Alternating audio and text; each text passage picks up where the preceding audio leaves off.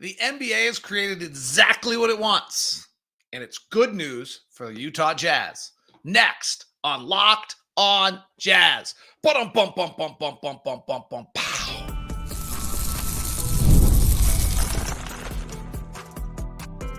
You are Locked on Jazz, your daily podcast on the Utah Jazz. Part of the Locked On Podcast Network. Your team every day. How are you? I am David Locke, radio voice of the Utah Jazz, Jazz NBA insider. This is Locked on Jazz, your daily podcast on the Utah Jazz, giving you insight, expertise, geeky numbers, and hopefully making it way better to be a Jazz fan each and every day. Thank you so much for making Locked on Jazz your first listen of the day. Great to be back. Leaf Tulane is awesome. The NBA has exactly what it wants. We'll talk about that. What have we learned from the Final Four on what the Jazz need to do or anyone has to do to build a franchise? NBA draft, we dropped to 10. Ouch. But maybe okay in this draft. We'll talk about that, plus players that will be available there and have some NBA rumors if we get to it. As I mentioned, I am David Locke, radio voice of the Utah Jazz. Thank you for making Locked on Jazz your first listen of the day. Thank you to all the everydayers that are out there. We are free. We're available on all podcasting apps. Please subscribe, follow on YouTube, hit that bell button so you know whenever we put up an episode. Again, huge thanks to Leaf Tulane. 2 weeks of awesome shows from the Combine. Frankly, better than it.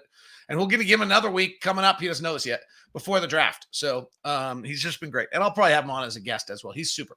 This episode is brought to you by Prize Picks, the easiest and most exciting way to play daily fantasy sports. Go to prizepicks.com. Locked on NBA. Use the code, all lowercase, Locked on NBA for your first deposit match up to $100. So the NBA has what it wants. The NBA has created somewhat parity, at least somewhat.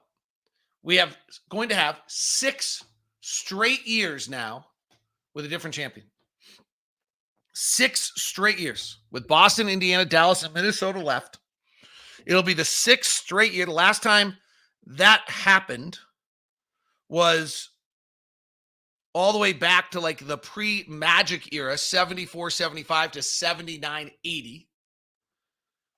I actually think the other one that's important here is had we not had the Kevin Durant bubble, this started many years ago when Durant then gets the salary cap kind of jump and Durant goes to the Warriors. I actually think we could have had, in the last years, I think we would have had possibly Cleveland, Golden State, Oklahoma City, Toronto, Lakers, Milwaukee, Golden State, Denver, and then whoever we get this year. So that you suddenly now stretch it out for a decade with only 9 different teams winning the title over a decade, which is what the NBA wants. So the NBA has created a very, very thin margin now.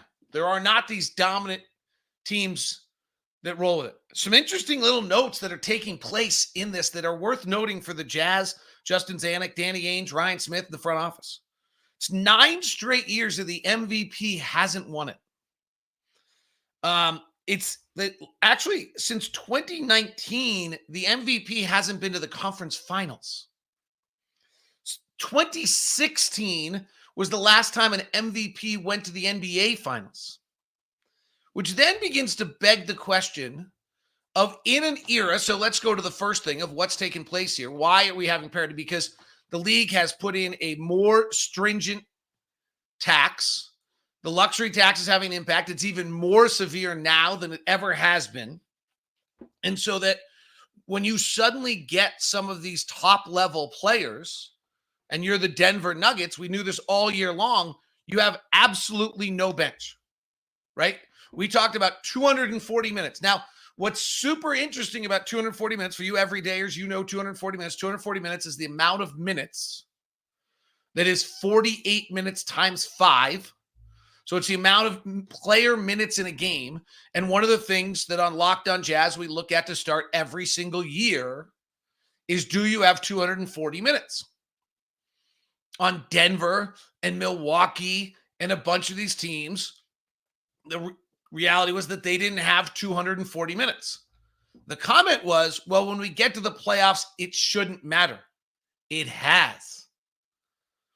Justin Holiday is not a regular rotation NBA player. Christian Brown has not totally proven that. Reggie Jackson was right on the edge of that, maybe not.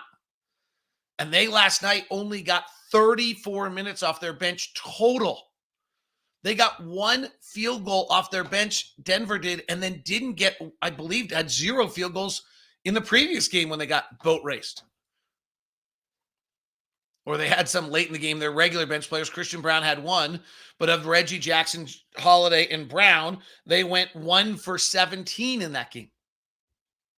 Denver did not have 240 minutes. Milwaukee did not have 240 minutes. And then when they got injuries, it got worse. Minnesota, pretty close to 240 minutes. Maybe in the and frankly, Monty Morris, who's not playing, I would generally classify as a rotational backup point guard in the NBA for 240 minutes.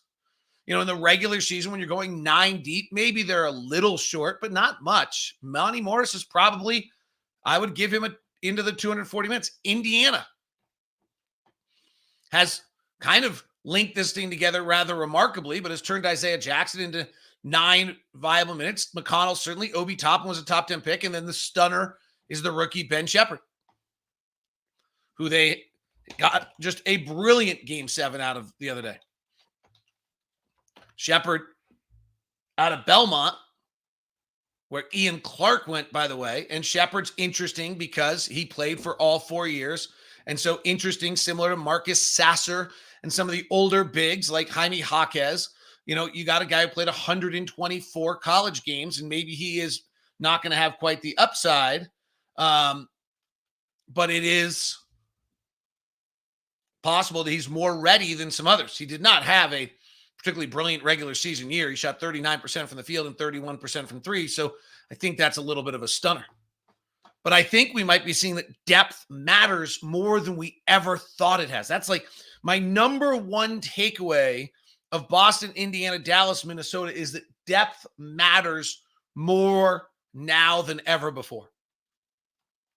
That the teams that really went into the year without 240 minutes don't have it. And if you look at us, the Jazz being us, when we've had 240 minutes last year, we've far exceeded expectations. We've really stunned people a little bit with what we've been able to do, right? And then you wonder, well, why is that? I've always thought it was because we had 240 minutes.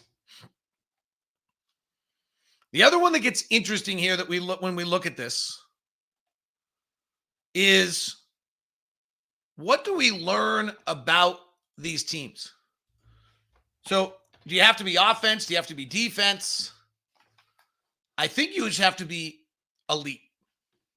Now, this is not something you can just easily put together, but if you look at 3 of the 4 teams, then we'll dig into the kind of the outlier, which is Dallas. Boston is the number 1 offense in the NBA, or Indy, depending who you look at. In Boston or Indiana is the number 1 offense in the NBA. In the number 2 offense in the NBA is the other. I had Boston as 1 and Indiana 2. I think that's right for the regular season. Oklahoma City was 3, by the way, worth noting. Denver was 5. So if you're wondering, like, did the final 8 tell us anything? New York was 7. Dallas was 8th in the league offensively. Yeah, it did. It told us that offense matters. The elite defensive teams, Minnesota, Orlando, then Boston, then Oklahoma City, Miami, Cleveland, Houston, New Orleans didn't advance other than Minnesota. Now let's go back to this. You have to be elite at something. So the number 1 and 2 offenses in the NBA were Boston and Indiana. They were the number 1 and 2 shooting teams in the NBA. They were both top 10 at not turning it over. They were middle of the pack in offensive rebounding, and neither of them went to the free throw line very much. Minnesota was the number 1 defense in the NBA by a mile, the number 1 team at defending the shot, the 5th best at forcing turnovers, the 10th best at defensive rebounding, and they were average at free throw rate. The only team here that's not just elite at something is Dallas. comes in for the season as the 8th best offensive team and the 17th best defensive team. However, let's take a second. Dallas absolutely brilliantly transforms their roster. Give credit to Dallas's front office of the trades that they make at the trade deadline and all that are involved there. So they trade for PJ Washington and they trade for Daniel Gafford, and they do this on about the 8th of February. So let's go to the 10th of February, which is probably even too early to have an impact. But let's go 10th of February and from there on out. And the Dallas Mavericks become the 6th best offensive team and the 7th best defensive team. So they're not elite, but they're good. They were 21-9 though. So they're a little bit of the outlier here getting this one. All right, a few other things that I think are really interesting about this. Plus, the Jazz dropped to 10. And by dropping to 10, what is the impact of that? And then who's available? And we'll review the draft numbers that I did in the past before I left on my vacation based on the players we now know the Jazz will probably be looking at in the draft. That's all coming up as we're just getting started on today's edition of Locked On Jazz. Today's edition of Locked On Jazz is brought to you by Murdoch Chevy, located at 40 out in Woods Cross, also located in Logan. Murdoch Chevy has everything you need for Chevy. Just Americana. There's nothing, you kind of know it when you think Chevy, you think that Silverado truck in the Colorado. And right now, the 2024 Silverado 1500 up to 15% off MSRP. That's incredible deal for you right now. Plus, of course, you've got the SUVs that Utah County assault vehicles with the Suburban and the Tahoe, but plus the Blazer and the Trailblazer and the Traverse wrapped up with the Trax and the Equinox and the electric car. The Blazer EV is now available and the Equinox EV is now available as well for you at Murdoch Chevy, located in Woods Cross, also located in Logan. Stop on by today or feel free to email me first to get over to Murdoch Chevy. Today's show is also brought to you by Yahoo Finance. This is an awesome site. So I use Yahoo Finance for a bunch of, I actually have all my accounts linked to Yahoo Finance because I like it for a few reasons. One, it has great news stories, so you can kind of keep up to date on everything that's going on with the financial world. And then it also gives you super recaps of what's going on with your accounts. I've actually used it for probably 20 years. I think they've been around for probably 25 or so years. It's a beautiful site. Yahoo does a great job with these types of sites. It's the number one finance destination, really, because it provides a holistic look at a financial news cycle. So it's got the breaking news, it's got editorials, it's got ratings, it's got insight, and then it's got customizable charts so you can look at what you're doing. Security link your brokerage accounts with a unified view of your wealth, including 401k, other investments, comprehensive perspective, set apart. Great investor. It's how Yahoo Finances ensures you have the insight to your wealth in its entirety. I strongly suggest, with a community of over 90 million users each month, I'm not the only one. YahooFinance.com, the number one financial destination. YahooFinance.com. That's YahooFinance.com. Link your accounts, get all the news, get all the opinions, get it all at Yahoo Finance. Thanks so much for making Locked On Jazz your first listen of the day. Thank you so much for sticking with me. Great to be back in the saddle. You guys are probably all yearning for a little Leaf to Lean expertise right now. It's fun to watch Leaf grow up and get better and better and better. Hey, by the way, are you watching Fox News or ESPN on the background of your TV all day? Then turn down the volume because they're screaming at you. No, don't let it happen anymore. Make the switch to Locked On Sports Today, the free 24/7 streaming channel programmed for you every day to bring you the biggest stories without the screaming. Locked On Sports Today brings you can't miss analysis, opinions, news, streaming 24/7 on YouTube or on Amazon Fire TV channels, part of the Locked On Podcast Network, your team every day. Today's going to be amazing. Getting Knicks reaction, Pacer reaction, Thunder reaction, Maverick reaction, Nuggets reaction, Timberwolves reaction. Side note, by the way, to anybody who's interested in play-by-play, 4 of the best play-by-play announcers in the NBA are left. Wolves' Alan Horton is brilliant. Dallas's Chuck Cooperstein is brilliant.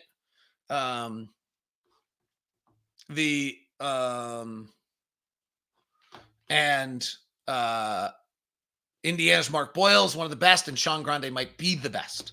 So about as good a look as you can get of guys right there. So when you're watching, you might want to flip over to SiriusXM and get the feeds as well. All right. One other note I think is really interesting on this Final Four is that someone's going to win a title early here.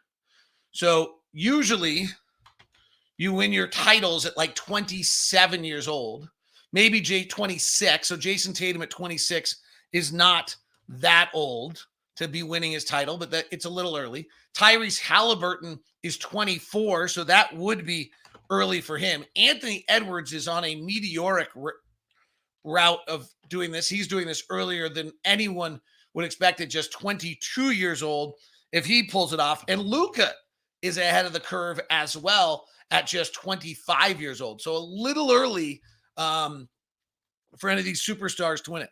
Another thought for you on what we might have learned from the NBA before we go to the Jazz draft picks. Do you need a point guard? Like, the whole idea was that the league was moving away from point guards. Mike Conley, Tyrese Halliburton, Luka Doncic. Boston, I guess, is a little bit of the model everyone was using for saying you don't need a point guard, and they traded Marcus Smart, but Derek White is probably taking that role. They're also just brilliantly talented. The other one that's out there that I would actually show, I think you have to realistically, not all of them, but Dallas has a number 3 pick and a number 1 pick on their roster. Minnesota has 2 number 1 picks on their roster. Boston has 2 number 3 picks in Porzingis, who was Al Horford was a number 3 pick, by the way, if you're wondering, and Porzingis, who was a 4th pick. So I'm not sure, that they weren't all from that team. Indiana should probably be our favorite team at this point. And I think Indiana's going to give Boston some problems, by the way, because of the fact, well, 1, Rick Carlisle's a genius, and 2, that I think that there's going to be a problem for them with Al Horford playing instead of Porzingis in the first 2 games on how they're possibly going to guard. Al Horford is a weak link defensively at 37 years old, as brilliant a player as he is. And so I think you will see Indiana make some inroads if they're not just exhausted. Boston's been sitting for a long time on that one. But that one's also pretty interesting. Indiana's kind of interesting to us because I think their highest draft pick on their roster is probably Obi Toppin, if it's not Jalen Smith. Toppin was the 8th pick. Smith was the 10th pick. I think those are the highest picks of the draft because Halliburton was 12th. All right, let's go to the Jazz for a second. 10th pick of the draft. So it sucks because you don't like it to go that way. Here's the 2 thoughts on why it might be all right. One is, I do think the way this draft is, if there's a player the Jazz really, really, really want, with their 28th and 31st pick, or whatever, those 29th and 30th, whatever, I think they're going to be able to move up. I think they should be able to move up a few slots. If they have a player they really, really like at 6 or 7 or 8. The second thing I would say is, from everything I've heard about this draft, it sure seems as though this might be a draft where you don't want to be paying top 4 salary. Like, if the comment that everyone's making is whoever you draft in the top of this draft wouldn't go 8th in another draft because there's just no high-end talent. Well, you don't want to be paying them 1, 2, or 3, 4 salary early on. So in that sense, not being, having the 10th pick, maybe you're getting the same value and you're getting them at a better price. Who's going to be available? There are 3 players that when we did our numbers before I went for the everydayers, you might recall, there were 3 players that I really liked in the numbers that might be available. So Cody Williams, the brother of Jalen Williams out of Colorado, about 19 and a half years old, 6'7", 190 pounds. He was 84th percentile in transition, 86th percentile in the limited isolations, and 96th percentile rim percentage. So elite athlete, at least basketball numbers-wise. Now, I've read some of the reports that try to claim he's not and this and that. That's fine. I'm just telling you that functionally what he does is executes in athletic situations. His pick and roll ball handling was only 53 pick and rolls. He was the 50th percentile, which isn't bad, but it actually, and that's one of the books on him is he can't really handle it. But that's not actually terrible. His shooting was in the 86th percentile in spot up, 95th percentile in catch and shoot, and 99th percentile in unguarded catch and shoot. He just couldn't shoot off the bounce. He was 5 of 16 in limited bounce. So to me, Cody Williams is that's a 6'7.5" wing player that shows functional athleticism that can shoot it. And I'll have to watch him a little bit more, but that's pretty pleasing. Two other guys that should be available at 10 that I really like. Devon Carter, who's a combo guard out of Providence. He had a really good combine, largely because he came in with a 6'8" wingspan with the best 2-foot vertical jump. In 134 transition attempts, which is like the third highest of anyone, he was in the 79th percentile for a 6'3" guard. Is pretty good. His isolation was in the 71st percentile, and his rim percentile was in the 82nd. That's incredible for a 6'3" guard. He was in the 89th percentile in pick and roll on 151, which is the only, Isaiah Collier is the only one who had more pick and rolls. Shooting, he's in the 70th percentile in spot up on 114, 86th percentile in catch and shoot, 35th percentile on unguarded catch and shoot, and then 73rd percentile on 39 of 121 on off the bounce dribbles. Devon Carter is 22 years old, so you have to figure that out. But his numbers were terrific. He's one of my big numbers winners in this draft. I would be very comfortable having looked at the numbers, not looked at the play, of Devon Carter at 10.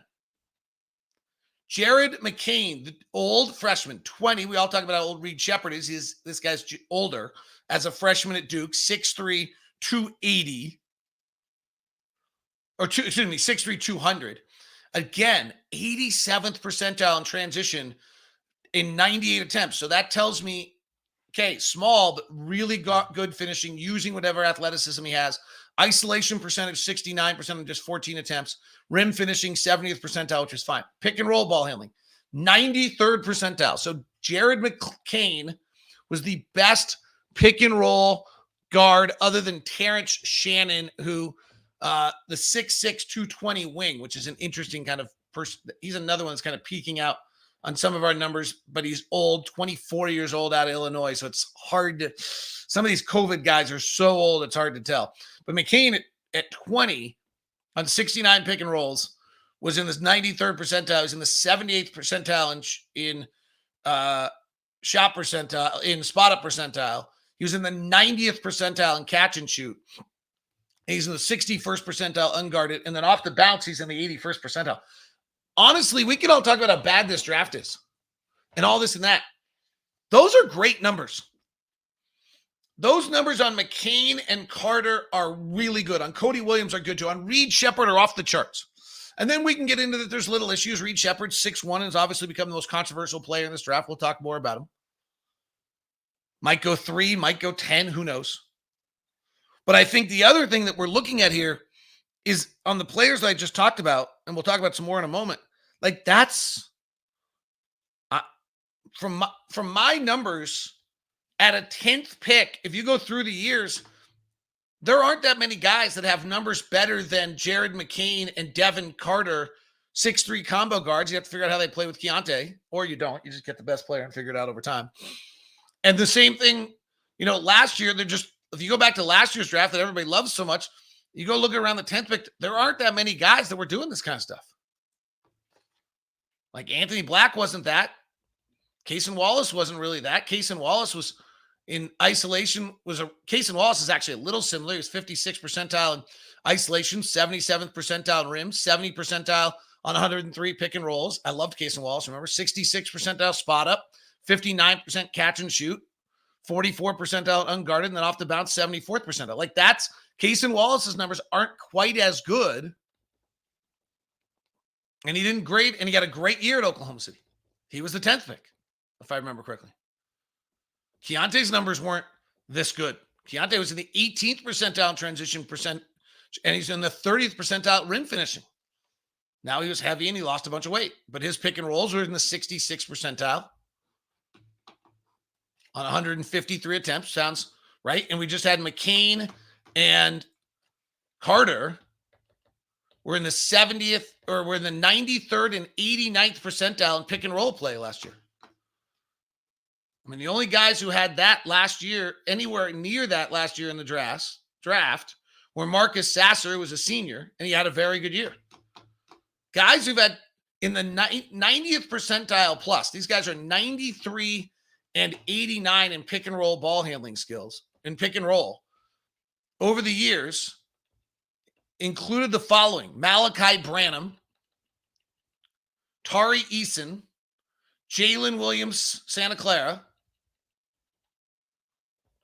Ryan Rollins, who hasn't panned out yet.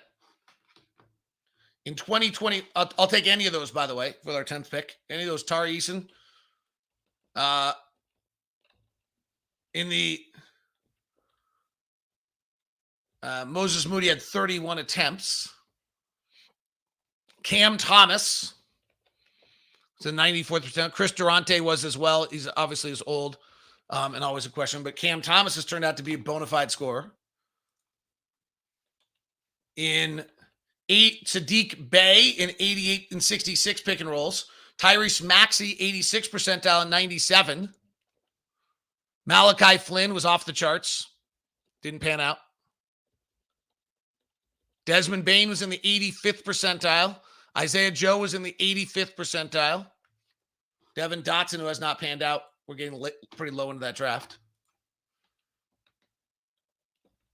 Zion Williamson was the 96th percentile. Darius Garland was the 92nd percentile. Limited time because he didn't play much. Romeo Langford out of Indiana was in the 90th percentile and has not panned out. Tyler Hero was in the 98th in limited attempts. It's pretty good company. There's such a narrative this draft is terrible, but the numbers, it's not like college is different right now than it was before. All right, we'll continue. Look at some of the other players and some rumors about what's going on around the NBA as well. Today's show is brought to you in part by Prize Picks. Get in on the action. Have great fun with the number one daily fantasy sports game. Prize Picks is there for you with all the fun and action that you can imagine. Prize Picks. Pick more or less on two or more players and get all your winnings. The playoffs are right around the corner, and you can win up to 100% your money on Prize Picks as the world's best players take in the new level of the postseason. You can win 100 times with as little as 4 correct picks. You can turn in $10 into $1,000 with basketball, hockey. Entries today on Prize Pick, a number one fantasy app for you with Prize Picks. Download the app today. Use the code LOCKEDONNBA for your first deposit match. That's LOCKEDONNBA for your first deposit match up to $100. Pick more, pick less. It's that easy. Pick more, pick less. It's that easy. It's Prize Picks. Number one sports book out there is FanDuel, and it's the official sports book of Locked On. Who are the odds-on favorite to win the NBA title at this point? Well, game one, Boston's a 9.5-point favorite, and Minnesota in game one is a 4-point favorite over Denver. Over Dallas. And let me see if I can find the overall NBA. More NBA. Here we go. What are the odds right now to win it? Championship odds. Boston is minus 160. Minnesota is plus 280. Dallas is plus 500. And Indiana is plus 2,600. Boston is minus 160. The field is plus 125. And the most likely matchup is Boston versus Minnesota in the NBA Finals. Would Rudy Gobert just get the last laugh or what? Go to FanDuel.com/locked, not on us, on just the world. Rooting for it. FanDuel.com/locked-on. That's FanDuel.com/locked-on. And that's $150 in bonus bets with any winning $5 bet for you right now. $150 in any winning $5 bet to bet on spreads, money lines, player props, and more. It's all at FanDuel. All right, some of the other players that are going to be available did not come out as well on our numbers, and that's going to be interesting to see. The most often talked about, multiple places have the Jazz trading up for him, is Stephen Castle. One scout said to me, go look at Marcus Smart's numbers and try to see, because that's the ilk that they see Castle. Castle in transitions in the 81st percentile and elite, and a rim finishing is good. And his pick and roll is not bad, 74th percentile. Pick and roll, 72 attempts. So that's all really good. But his spot up shooting was in the 28th percentile. Now he shot well at the combine. His catch and shoot was in the 29th percentile, and his unguarded catch and shoot was in the 13th.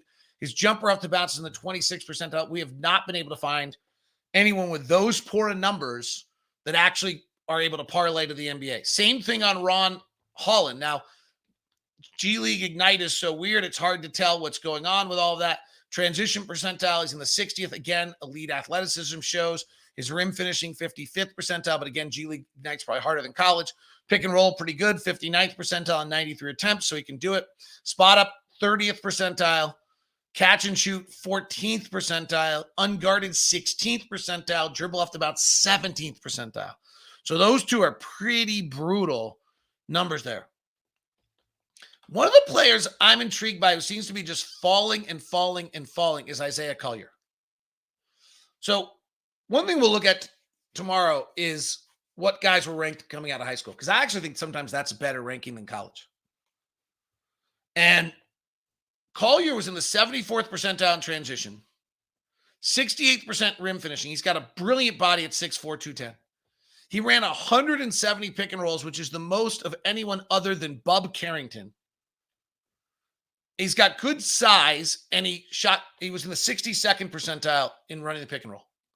His shooting's only okay, 43rd percentile in spot up, but 72nd percentile in catch and shoot, 61st percentile in unguarded catch and shoot.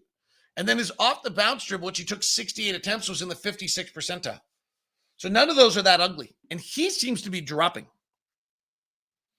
So I'm curious to see what happens there, because that's actually a guy that I still kind of am interested in. Jacoby Walter, the 20-year-old out of Baylor, 19.5, 6'5", 190, has got 19th percentile in transition, similar to Keontae, was decent in limited isolation, but the worst rim finisher in the draft at 15 percentile. Had 88 pick and rolls, 43rd percentile, nothing great. Spot up was fine, 71 percentile, 69 percentile on catch and shoot.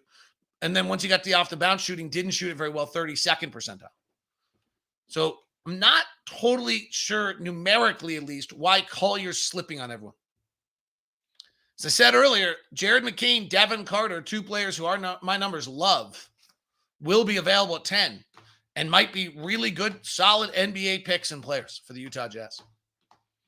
All right, that is Locked On Jazz. Glad to be back in the saddle. We'll start watching some players, breaking them down, talking some more about all these things. Exciting times here coming up, and we'll look back at some of their college rankings and see where they sit on that, because I think that stuff matters. It is Locked On Jazz, your daily podcast on the Utah Jazz. By the way, I just got word on Locked On Sports today on the NBA channel. Let's see what we have for you. Mountain time. Right about 9 o'clock Mountain time will be the Nuggets. Then the Mavericks will follow shortly after that, followed by the Celtics and the Pacers with the Wolves later this afternoon. So a lot of really good shows on Locked On Sports today. We'll send you there now here on Locked On Sports, on Locked On Jazz, your daily podcast on the Utah Jazz. Thanks so much. If you're on audio, go check over to YouTube. Check out Locked On Sports today or on Amazon Fire TV. Have a great one.